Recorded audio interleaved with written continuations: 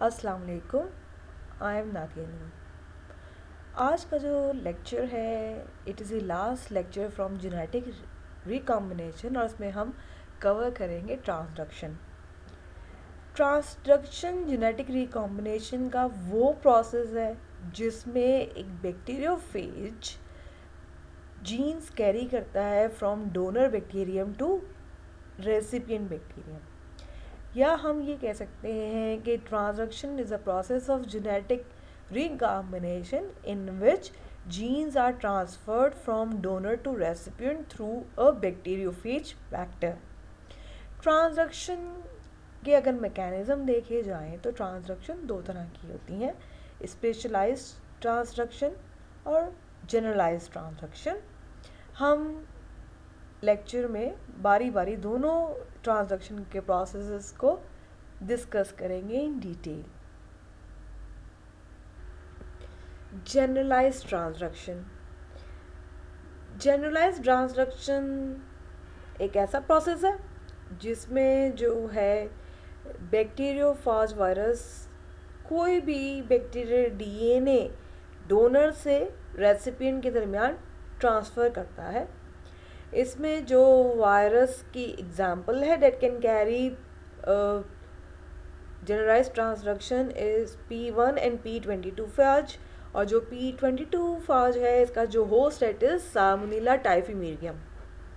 जो generalised transduction का जो मैकेनिज़्म है वो बिल्कुल सिमिलर है as that of the lytic cycle, जिसमें जो फर्स्ट स्टेप होता है वो होता है adsorption of the phage, second जो है penetration of the phage DNA है, third is replication of bacteriophage है, fourth is assembly of the phage particle है, जो फिफ्थ है इट इज़ द मचूरेशन। इस मचूरेशन के दौरान जो है ऐसे वजह होती है जिसकी वजह से जो वायरस है it carries the bacterial genome, और फिर फाइनल जो है वो रिलीज ऑफ द वायरस है। और इसमें जो जनरलाइज्ड ट्रांसड्यूसिंग फेज बना है वो रेसिपिएंट तक जो है वो डीएनए बैक्टीरियल डीएनए ट्रांसफ़र करता है। हम अगली स्लाइड्स में जो है वो डिस्कस करते जाएंगे मैकेनिज़्म कि बेसिकली इस जनरलाइज्ड ट्रांसडक्शन में हो क्या रहा है। जो फर्स्ट स्टेप है it is the adsorption of the phage of the bacterial cell, और ये जो एड्जॉर्प्शन है ये टेल फाइबर की मदद से होती है। जो टेल फाइबर है ये एक स्पेसिफिक रिसेप्टर को है वो रिकग्नाइज करता है on the bacterial cell wall surface, और उसके बाद जो है जो टेल है या बेस प्लेट है जो वो सेटल डाउन हो जाती है, और उसके बाद जो सेकंड स्टेप है वो penetration of the viral DNA होती है, जो कि जब बेस प्लेट सेटल हो जाती है on the surface of the bacterial cell उसकी वजह से जो है वो कन्फर्मेशनल चेंजेस आते हैं इन शीट, और जिसकी वजह से जो शीट है वो कॉन्ट्रैक्ट करती है। उस कॉन्ट्रैक्शन की वजह से जो कोर है वो पेनिट्रेट कर जाता है थ्रू दी सेल वॉल, और ये भी कहा जाता है कि जो शीट है टेल शीट है इट कैरीज लाइसोजाइम एंजाइम, जिसकी वजह से जो है सेल वॉल की जो है परमिएबिलिटी ऑल्टर हो जाती है और जो कोर है वो पेनिट्रेट हो जाती है इनटू दी सेल वॉल, और फिर जो वायरल डीएनए है it is extruded through the core into the host cell. आप इस एनिमेशन में भी देख सकते हैं कि जो रेड कलर का है it is the fast DNA, और वो किस तरह से जो है वो पेनिट्रेट कर गया इनटू दी बैक्टीरियल सेल।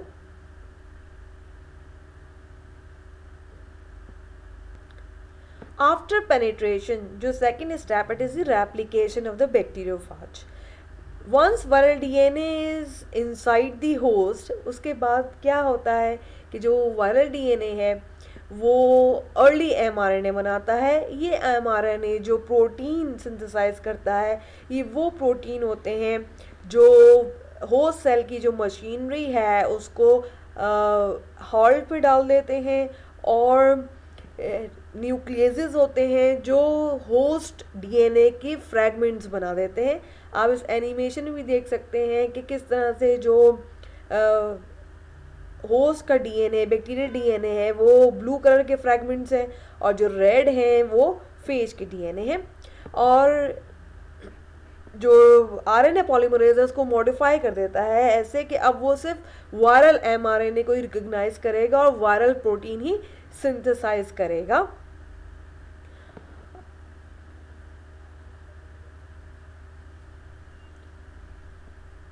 इसके बाद जो next step it is the assembly of the phase. जब असेंबली का वक्त आता है तो उस वक्त लेट एमआरएनए बनते हैं और ये वो एमआरएनए है जो कि वायरल डीएनए रेप्लिकेशन के बाद बन रहे हैं।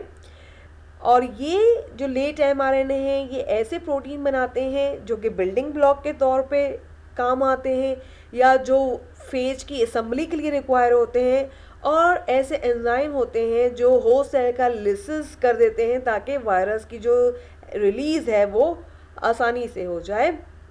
और आप इसमें भी देख सकते हैं कि किस तरह से फ्रैगमेंट्स हो गए हैं होस्ट डीएनए के, और फिर जब असेंबली हो रही है तो उस असेंबली में आप देखें पैकेज हो रहा है डीएनए इनटू, तो this step is known as the maturation.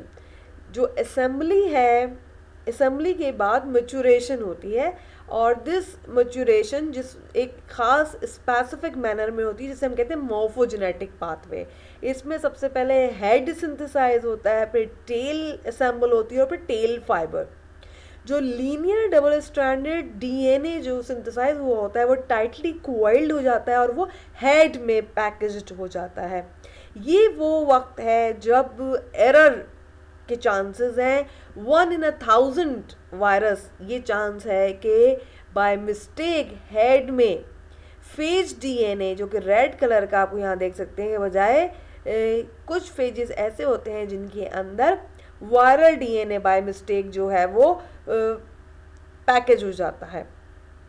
इसके नतीजे में जो फेज बनता है वो एक डिफेक्टिव फेज होता है।